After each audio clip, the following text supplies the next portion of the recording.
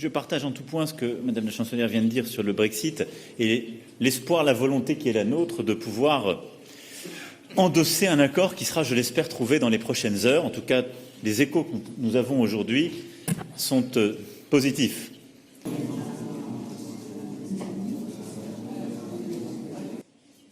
Nous avons aussi préparé ensemble, et pour finir, le Conseil européen qui se tient demain et vendredi sur la question du budget européen, de l'élargissement et bien sûr du Brexit, sur lesquels je veux croire qu'un accord est en train d'être finalisé et que nous pourrons ainsi le consacrer demain. Nous le voyons chaque jour, les crises du monde, les fractures de notre continent et de notre...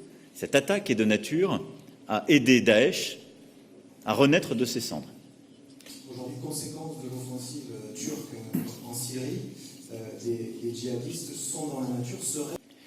Ensuite, il y a parmi les conséquences de cette offensive, au-delà des sujets humanitaires, le sujet des combattants étrangers qui étaient en effet retenus dans des camps sur place. Sur ce sujet, je vais être très clair, il est aujourd'hui trop tôt pour répondre, mais d'une part, les conséquences que cela pourrait avoir, si c'était leur libération, c'est le retour pour ces derniers au combat sur le sol. Les institutions seules ne suffiront pas à venir à bout de l'hydre islamiste, ce sont vos mots. Est-ce que vous considérez que ces déclarations... Donc voilà, je partage la vision géopolitique avec la chancelière de ce caractère stratégique. J'ai la volonté d'envoyer un signal positif à ses dirigeants, mais l'esprit de sérieux et toutes les discussions qu'on a par ailleurs me conduisent peut-être à dire cette fois-ci, c'est nous qui demandons un peu de temps pour le faire dans le bon ordre.